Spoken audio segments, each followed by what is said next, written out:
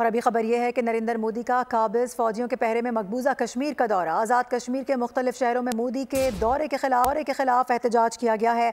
मुजाहिरीन ने सियाह झंडे लहराए हैं, टायर जलाकर नारे लगाए हैं। आपको बताएं कि मोदी हुकूमत कश्मीर में इस्लामी शनाख्त पर हमला आवर है, मुक़र्रिरीन की जानिब से कहा गया है। बात करेंगे, बशारत मुगल हमें ज्वाइन करें। जी बशारत। जी बिल्कुल, आज लाइन ऑफ कंट्रोल के दोनों इतराफ और आज़ाद कश्मीर के तमाम जो शहर है इस वक्त वहाँ एहतजाजी मुजाहरे हो रहे हैं, जलसे जुलूस और रैलियां निकाली जा रही हैं, क्योंकि आज भारतीय जो वज़ीर-ए-आज़म मोदी हैं वो मकबूजा कश्मीर का दौरा कर रहे हैं। आज़ाद कश्मीर के दारुल हुकूमत मुजफ्फराबाद और दीगर अगर शहरों की बात की जाए तो मुजफ्फराबाद में भी पासमानी हुर्रियत के ज़ेरे एहतमाम बड़ा एहतजाजी मुजाहरा किया गया, जिसमें मुजाहिरीन ने सियाह झंडे उठाए हुए थे, भारत मुखालिफ शदीद नारेबाजी की जा रही थी। और इसी तरह दीगर शहरों की बात की जाए जिसमें मीरपुर है और बिंदर आज़ाद कश्मीर और दीगर छोटे बड़े शहरों में एहतजाज का सिलसिला इस वक्त जारी है।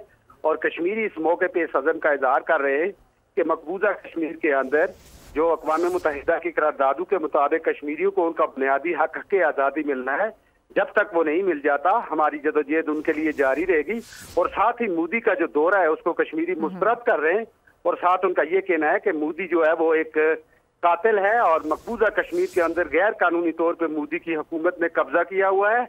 और कश्मीरी सज़म का इजहार भी साथ कर रहे हैं कि लाइन ऑफ कंट्रोल के दोनों इतराफ मजम्मत उस वक्त तक जाए।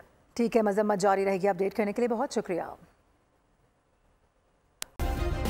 सब्सक्राइब करें और बेल दबाएं ताकि कोई खबर रह न जाए।